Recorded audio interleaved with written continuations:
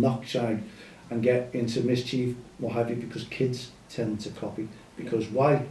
Best mate's doing it. So I want to be part of that. And that's why we've all got a battle on our hands trying to keep all our kids in check. And we know we always blame the parents. Parents can't keep a 24/7 eye on the kids. They can make sure they know where they're going. Because we were always, they knew where we were. They only had to walk around to a football pitch, round the corner. They knew where all their kids were. Yeah. And it was getting, now, we just don't know where our kids are now, you know, and you can see, it's not like just round the corner. These kids are miles away. Mm. These kids are busting it and going out and hanging on other street corners, areas they don't even live in. Mm. And that's the worry about it. I don't think, it's like it sounds stupid here, but like a pet, a dog will not go far away from its home. You get some strays who wander away, they don't mean to, but they're always close to home. Kids now, no, not at all. let them go whatever they want. I think it's that issue of kids tend to grow up a lot quicker these days, you know, even compared to me, and I was only, you know, in school a couple of years ago now, really, like 5 years ago. But well, Shan, you've got your head screwed on, you understand where I'm coming from. There's plenty of kids out there like yourself, kids who are just want to study, want to get on with their lives, looking and planning already what they want to do. We're doing courses here to help the kids out as well. You're going to be part of the Don't Cross the Line courses. Absolutely fantastic, because we want to try and bring something to the kids who are interested. And when I'm saying kids who are interested, they want something in their lives. They're the people who come on board.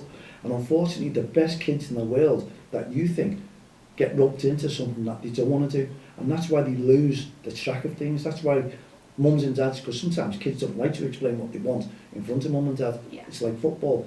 Kids don't sometimes like their parents on the touchlines because they really embarrass them.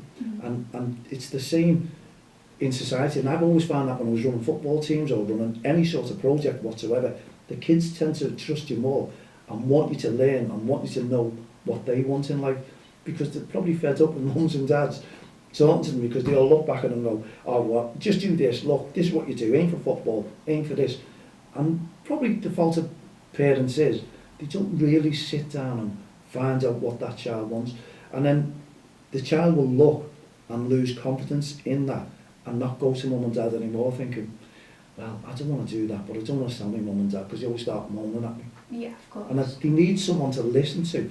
And maybe that's the way it is. You know, we need good people out there to get these kids in. And we've got some great, you're going to meet them on Friday. You're going to tell us what you think of these kids. And we've only just been with them for 3 weeks on Zoom. Can't wait to get them in here on the podcast and what have you. But these are kids who want to learn. These are kids that mums and dads are saying, look, go on that. And they're leaving them to it and then walking out now. And the kids are all messaging, all talking to each other. Competence built in 3 weeks. Kids, they don't even know now, talking to each other and swapping stories and swapping what we can do and supporting each other on Instagram. They're all joining each other, and you're thinking, this is what you want, bringing kids together. Someone who can bring the kids and society together. A community. It is, and that's why I look, and that's the way I've built Don't Cross the Line, because we've been bringing people together since 2003. And we're not going to end there. We want to bring everyone together. We want to take the badness out, bring the goodness in, and our kids will learn a lot more if they respect that part of things. I think that's a really important point, is that you should aim to be a mentor too for obviously these children that, you know, as you say, that not all kids want to speak to the mum and dads about what they want to do or who they want to be, you know. And I think it's really important that they have that figure in their lives. Well, that's why kids respect the managers and coaches a lot more. Yeah, they become role models, and they tend to trust in them more. They're telling the coaches a lot more than what they'll tell mum and dads. Yeah. You know, how they feel, what the day's been like, what they're like in school. Because maybe mums and dads sometimes jump at them saying, you shouldn't have been naughty with that teacher, you're not having that, that's where you're going. But a coach can be a godsend. I've been there myself, and I know what kids come out and taught. They trust you, and yeah, you have to go and have a little word with the parents, the mums and dads, and say, look, there's no problem here, can we start working together? And you build their confidence up and they become better players. If the coach is a good coach and listens to the children and talks to mum and dad, it's teamwork. And teamwork means a lot to everyone in life, I assure you. Yeah, especially in some situations with parents doesn't even know. No, correct. Doesn't even know that it's happening. No, you're right. They'll stand back and just, oh yeah, let them go. Let them go and do what they want. Yeah. And that is the biggest mistake you can. Take an interest in the kids, find out what they want, and try and help them if you can. Yeah, of course. Yeah, I think that's advice that anybody can Oh take, God. really. Yeah. Okay, so what are you not very good at? Interviews. With these I'm going, oh my God. There's a million things, isn't there? You pick in life what you're good at. Mm-hmm. You tend to leave what you're not good at. Now, I'm probably terrible at swimming because, I always feel like I'm drowning and I look at everyone else gliding in the swimming pool. Yeah, I'm one of those people. And I go, and I feel like a lead weight, and I'm going, and I'm saying to myself, how can they glide and their arms in the air for 10, 20 seconds, and yours are going a million yeah. And you're thinking, I just don't know. So probably in sporting sides, yeah, I've never been any good at swimming. But I don't know, there's a lot that you're not good at, and as I say, you'll try to choose. An instance here, when I left school with nothing whatsoever. Mm-hmm. I've learned more leaving school because there was bullying in school, there was teachers we didn't have the right teachers and what have you. They didn't push you, didn't promote you, they just shouted and screamed at you and threw dusters at you. You'd have to put that up. That was what we had to go through. But I had no confidence in school, so I built my own confidence. Mums and dads always listened to the teachers because the teachers ruled in those days. That was it. What the teacher said, you had to respect your elders. Even though you knew you were right, you were wrong. Mm-hmm. Because that was it. If an older person, an adult, said you were wrong, everyone believed that adult. Yeah, it's changed a little bit in our life now, it has, and people respect that and look at it and understand. But I had no competence, and I built my confidence right the way up. I couldn't speak in front of people, I couldn't do this, I've taught it all myself. And the first meeting that I ever had, and it was a bag of nerves for it, when I was promoting this Don't Cross the Line, and it's probably an inspiration to kids out there that you will build your own confidence. I taught in front of 40 police officers, including inspectors. They told me it was a 10-minute talk. They left me for 40 minutes and I didn't shut up. And then I moved on to talk in front of a team load of lawyers and solicitors. I had no qualifications, and I started doing this, and I built, and this is what gave me the confidence, and I started going into football coaching, started running teams, started building my own life around things, and I've learned more now than I ever did in school. It's amazing, because what you can do and the trust of people and the way you build your relationship with people, it all depends how you're brought up. You've got to respect people in front of you as well. You've got to understand what they want, what they don't want. You've got to listen to kids, you've got to come down to their level, you've got to go up to certain levels. But if you ask me what I'm not good at, there's still a lot in life, but I'd never go to that corner. I wouldn't now leave here now and go, right, you know what, I'm going to swim 20 lengths. Jump in. Yeah, I'll leave that, because I know I'm not good at it. I can always get better. Practice makes perfect, I tell you. Which is what I'm doing on this one, Mm-hmm. And I can see your confidence in here. You were straight in, I'm going to interview you. That's fantastic. And it's lovely to see, because you've got your whole life in front of you. And your world's your oyster. You can actually go on and you know what you want in your life, and you're meeting the people that you want to meet in life. Someone who could inspire you to go bigger and better. Because we go back to, it's not who you know, it's what you know, and when you have to build your own confidence. You have to get that. People can help you do that. Mm-hmm. There's people around you now that's building confidence for all the kids, and you have to turn that corner and trust in someone somewhere along the line. And mums and dads, grandparents need to come along and find those parents for those kids as well, But going back to swimming, I'll go for swimming. Go for swimming. Yeah, I'll go for swimming. No, I think I think especially for kids, just of any age really, it doesn't matter if this society or any society really, that you know, as you said, that you came out of school with no qualifications, like no, you know, nothing to your name to come out of education. That, you know, it's important to know that just because you don't come out with anything doesn't mean you know nothing. Correct. And, you know, say for me, I was a goody two-shoes at school and I came out with mine, but once I got past school, I was like, I don't know what I want to do, because it was always, you need to do this to then pass this exam, and then you do this, and then you can get a job, and then you get a mortgage, and it's like, that's not how it works. The qualifications suddenly go, yeah. What have I done all that for? Yeah, it bursts into flames in front of you. I mean, I'm lucky in that, you know, I sort of learned what I wanted to do as it happened. So, you know, I'm a media student at John Moores now, and it only took me about 3 years ago to realise that's what I wanted. Yeah. And it can just happen, just, you know, as a rolling effect. That's what happens, you know. But at college, when I did media then, I was told that I wasn't good enough to then carry on and do it. So, and here I am already, do you know what I mean? Yes. Just like already trying to build that career. If you believe that you're good at something, you go for it. Yeah. You go for it and you prove people wrong. That is the way to do it. Don't let anyone put you down.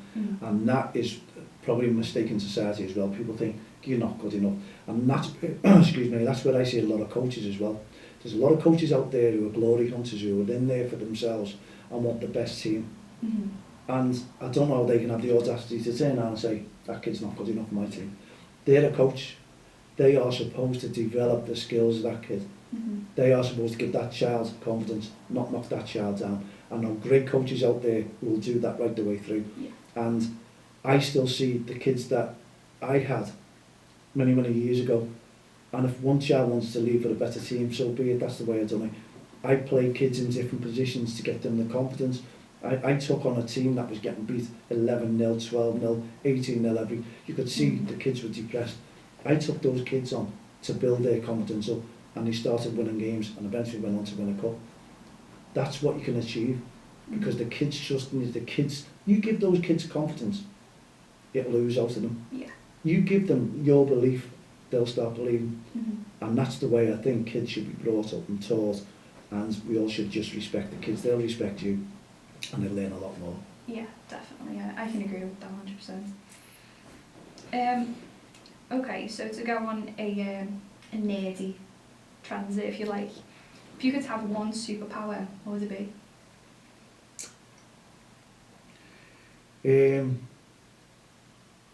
Be anything you want. It's probably anything I want as a superpower. I'd probably have get myself a cloak. A cloak. First of all, stand there, build, you know, like Robin and Batman, and where they all got these new things. One superpower. I'd just like a magic wand. Just to wave it over this world now. At the moment, the superpower, and bring an end to COVID.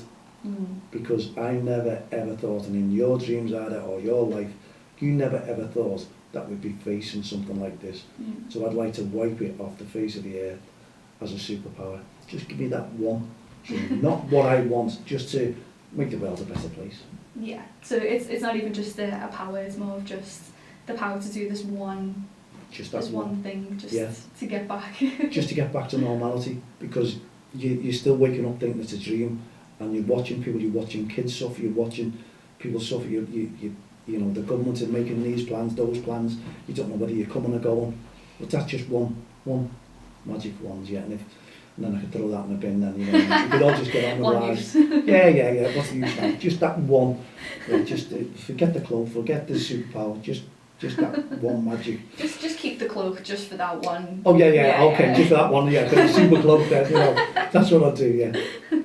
Then everyone will be with papers. Where did he go? Oh, honestly, I would. I think that would be brilliant.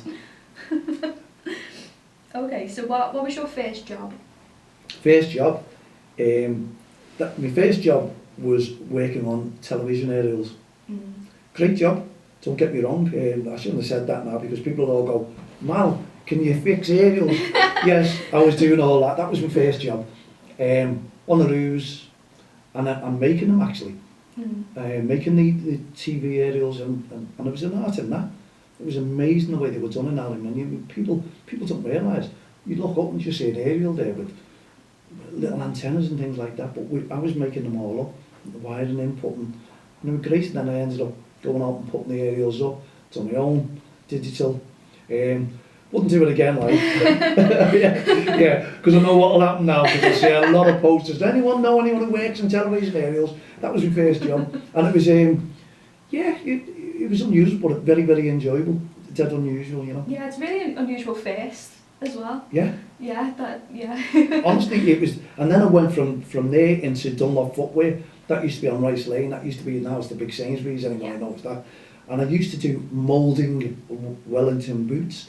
And boots, thigh boots for fish, and anyone who's, so there you go, anglers and all that. You got thigh boots from years ago, that was me making them. And we used to work on red hot moulds. We had mills cutting, it was amazing.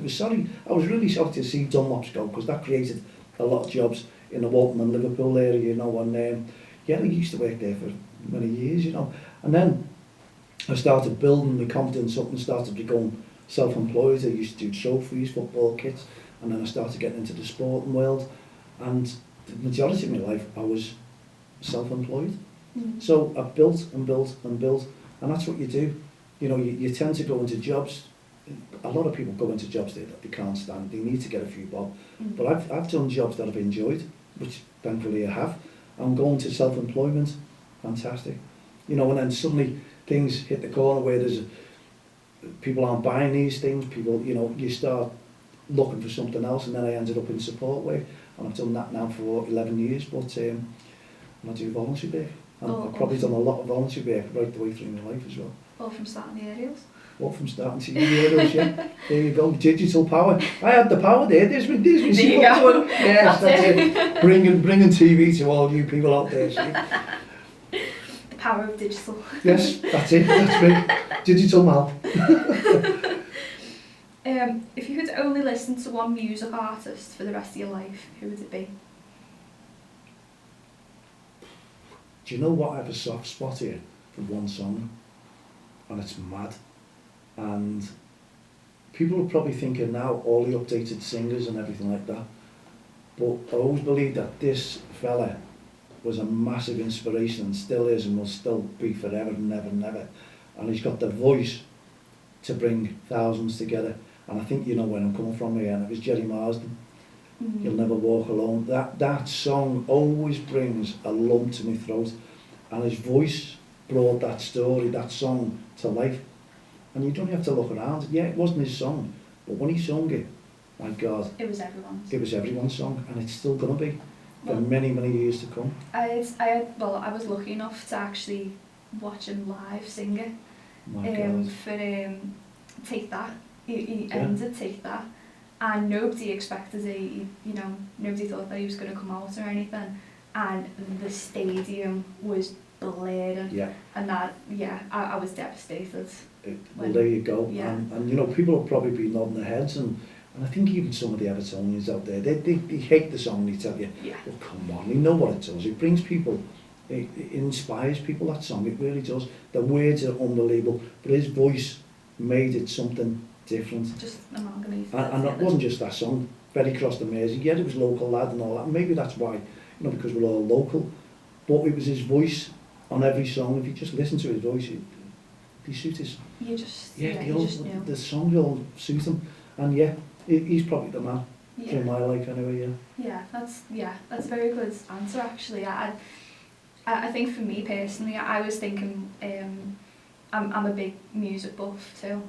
I was thinking the Beatles, because for me it reminds me of growing up, being with my grandparents. My mum and dad loved the Beatles. Liverpool, You're from Liverpool. All the best things put into one. But I think You'll Never Walk Alone is definitely up there, 100%. Yeah. Even if you're having a bit of a down day, you just listen to it and you're back up then. Oh God, you can do anything. You just put it on, you're right, it really does. The words, it doesn't matter what you say, what you do.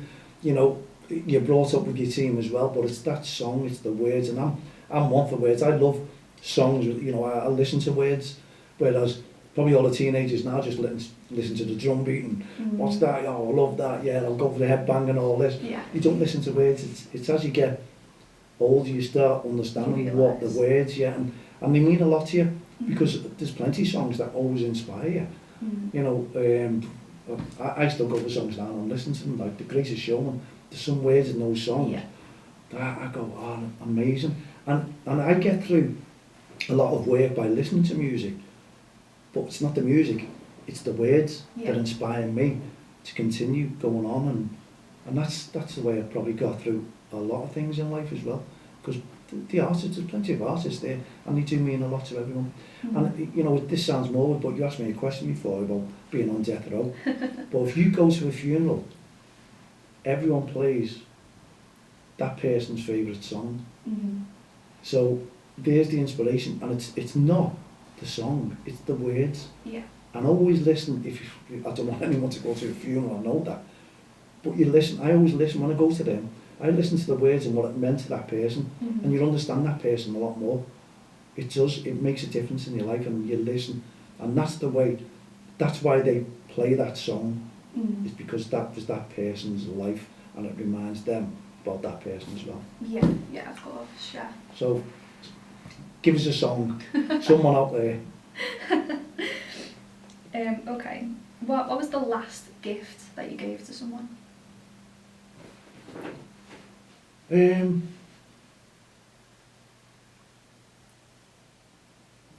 was the last gift, if I'm being truthful here, it was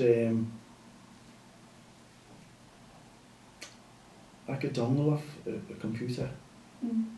Yeah, because the person who got that, it's is going to university, and it was something that they wanted because it was about refereeing, and it would have meant a lot to that person and give them a little bit more hope each time that they put this in to their computer to save their work. It reminds them of their job and just how good they are. And that was the last gift I gave out. That's a really nice gift. It is, yeah. Just to get them on in life, because they'll always remember that they're saving the work, they're saving that, and well, hopefully they'll always remember. But at the end of the day, it's a gift just to give to that person to remind them that they're always good at what they're doing, you know, and it was about refereeing, simple as that. Yeah, that's an extremely useful gift too. You know, one that you'll keep. Yeah, good. 10 out of 10 gift. Thank you. What is your comfort TV show or film? Like a film or, you know, whatever that you'll go to out of the time of comfort. For a laugh or comfort? Either. Whatever brings you comfort. Oh, good laugh. Good laugh, because if you had a tiring day and what have you, you've got to get that out. And it's got to be Mrs. Brown's Boys. Yeah. I just love, I think, or hear, whichever way you want, the humour, it's just, and it's the way that he adds lib. You know, you know your lines, and if you get those lines, he doesn't beat about the bush. He goes, "You want to say that again?" Yeah. And it's live, and you see the laughs, and it gets you, and you take it. I just love it. You know, say it again, and when they fluff the lines, brilliant. They don't hold back. They just get on with it, and how they remember it again without the laughing, I really, really don't know. But I love it. I love the humour in there, the sense of humour, and as I say, the ad lib, and when they're fluffing, and he comes out with it and makes a show of them, great. Get you go. Yeah, see, Mrs. Brown's Boys, it reminds me of, I'm like, I love comedy, love it, but I watch like the old comedy, like what me granddad, you know, used to. As you Walkman Wives and things like this, and what, they were very good. And me and my granddad were watching Bottom. Oh God! And I love it so much, and Mrs. Brown Boys reminds me of Bottom so much. Well, there's probably loads of kids out there that haven't seen that. Yeah, Bottom. no, they probably dig it out now and have a little look. But have a go at that and tell us, because it's probably just right down your street. Now I've got a friend as well, who lives in the Cotswolds, and you might have seen This Country. I'm not too sure whether you've seen that. It used to come on after Match of the Day, and it's his son and his daughter who wrote it in the garage. And there's an inspiration for them too. Now the megastars, the two of them, Paul's an actor as well, he's coming on board as well to be interviewed by the kids. We've got loads of celebrities coming on board for the kids at the end of the course. And I'll go through all them at the end of all that. There's that many, you're going to be, wow, dear me, no wonder these kids are looking forward to it. Yeah. But there you go, it just shows you what it's all about. I think it's absolutely fantastic with the way we all go about these actors and the inspiration again that they can all give to someone. Because it unwinds you. Going back to Mrs. Brown Boys, fantastic. Yeah, brilliant. Oh, all these, but bottom, have a look at it. Very good. And this country, have a look at that, you're not seeing that as well. It is good. So the last question, I'll leave it open-ended for you. Are there any questions that you would like to ask me? Yeah, you're an expert now in photography and editing. Mm-hmm. What is your end goal on this? What has inspired you to do photography and editing? And what would you like to see as your end product? Okay, so what inspired me was video games, for a start. You're a gamer? So when I was growing up, I used to play like a heavy amount of video games. I was more on like the Nintendo Wii, you know, just like Wii Sports, you know, just very sort of easygoing games. And that sort of was my first introduction into media.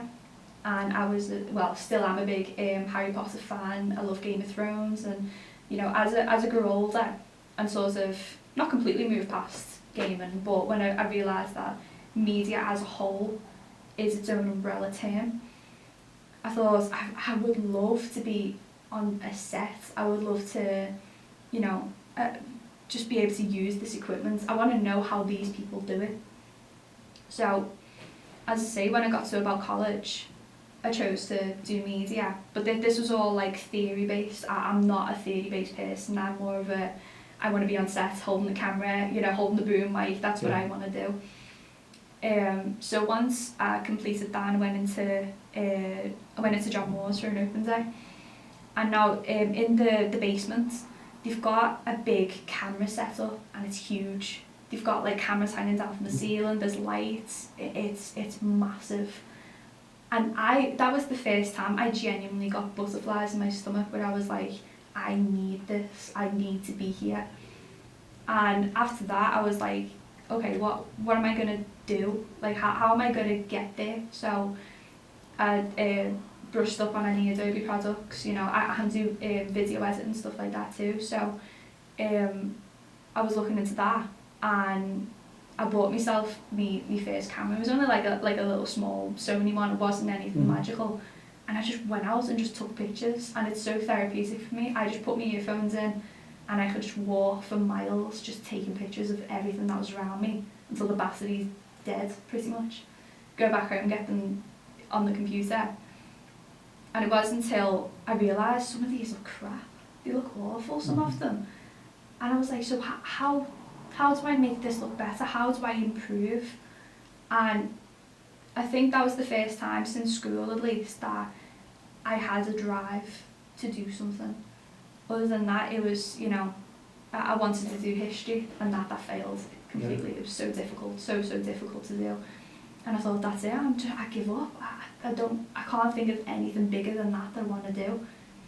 And I think it's really important that once you get that feeling, even if you think you're bad at it, just stick with it, because you can always improve. It's, you know, I'm not going to say it's not hard to do it, because it's extremely hard to improve on, you know, your own art, say.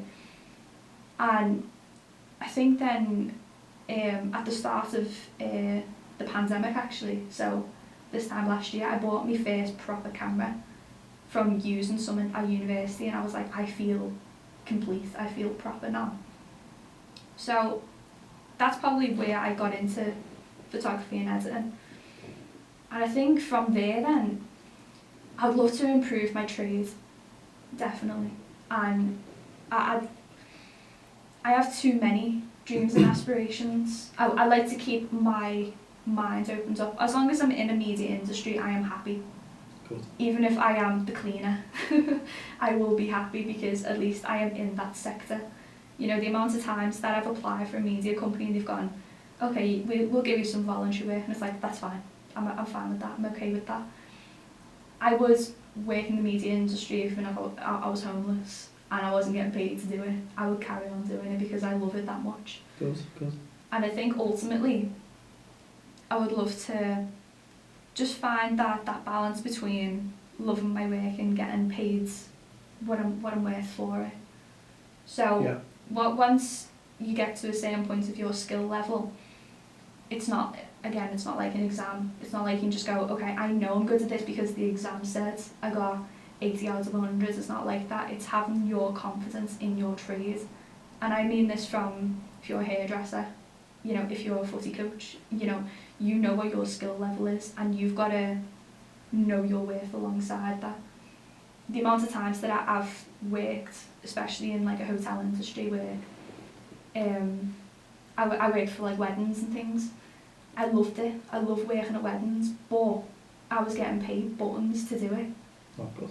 And you're chasing around after the bride and groom all day. They're very difficult people at the best of times.